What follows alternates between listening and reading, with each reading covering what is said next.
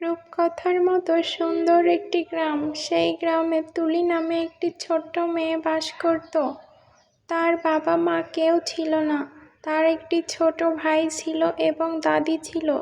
তুলি তার ছোট ভাইকে ডাকতে মাঠে যায়। এরপর সে বাড়িতে এসে তার ছোট্ট খরগোশ ছানার সাথে খেলা করছিল। আর তাদের বাড়িতে তার চাচাতো বোনও এসেছিল গল্প করতে। এরপর তুলি যায় তার প্রতিবেশী আন্টির সাথে দেখা করতে, কারণ তার আন্টিটা গর্ভবতী ছিল। তুলি তাকে কি কি খেতে হবে এবং কি কি খেলে তার বাচ্চা সুস্থ থাকবে এবং কখন হসপিটালে যেয়ে তাদের দেখা করতে হবে এসব সম্পর্কে উপদেশ দেয়।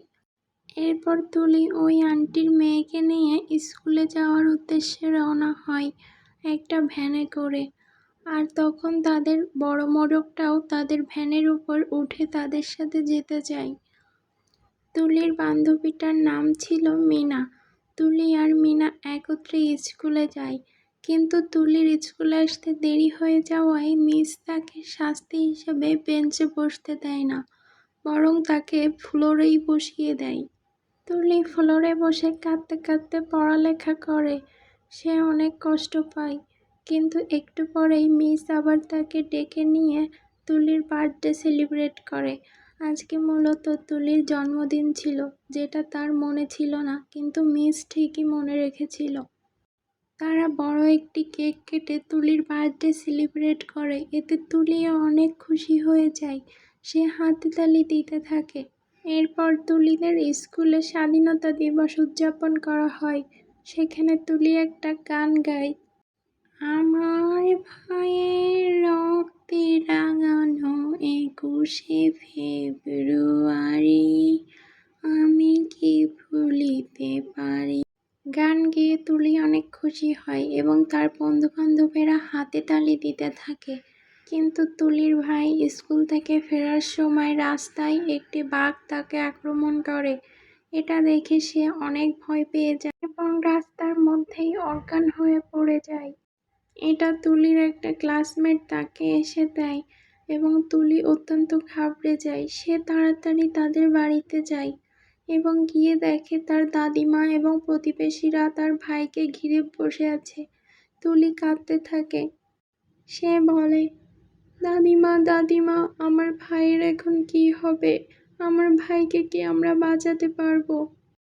এরপর তারা সবাই মিলে একটি হসপিটালে আসে। সেখানে তুলির ভাইকে ভর্তি করানো হয়। ডাক্তার এবং নার্সেরা এসে তার ভাইকে দেখে, কিন্তু তারা বলে অনেক টাকা লাগবে এই হসপিটালে ভর্তি থাকতে হলে। তারা তুলিকে 10,000 টাকা জমা করতে বলে দেয়।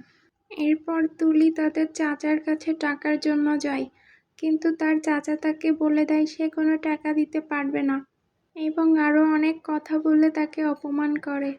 তার চাচা তাকে বলে শুধু বিপদের সময় এসে হাত পাতো, ওই অন্য সময় তো কখনো আসো না। এরকম অনেক কথা বলে তুলিকে অপমান করে।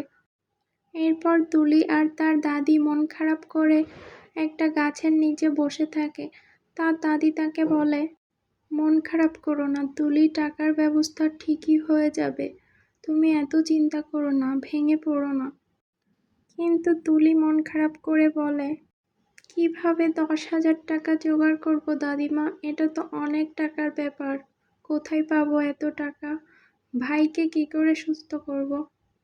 এরপর তারা দুজনে মিলেই মন খারাপ করে ভাবতে থাকে কিভাবে টাকার জোগাড় করা যায়। পরদিন সকালে তুলি রাস্তা দিয়ে যাওয়ার সময় হঠাৎ করে তার সামনে একটা পরী চলে আসে।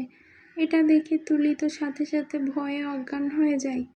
কিন্তু পরীটা তুলিকে আবার জাগিয়ে তোলে এবং তাকে একটা টাকার ব্যাগ হাতে ধরিয়ে দিয়ে বলে, এই নাও টাকা, এতে 10,000 টাকা আছে, তুমি তোমার ভাইকে সুস্থ করে তুলো। তুলি আর তার দাদি টাকা পেয়ে অনেক খুশি হয় এবং তারা হসপিটালে যেয়ে তার ভাইকে ছাড়িয়ে নিয়ে আসে। ফিরে আসার সময় তারা সবাই মিলে একটি পার্কে ঘুরতে যায় এবং তখন তার দাদিমা বলে, দেখেছো তো তুলি, বিপদে পড়লে কেউ না কেউ আমাদের সাহায্য করবেই। তাই বিপদে পড়লে কখনো হতাশ হবে না, বরং সৃষ্টিকর্তার উপর ভরসা রাখবে, তিনি সাহায্য করবেন।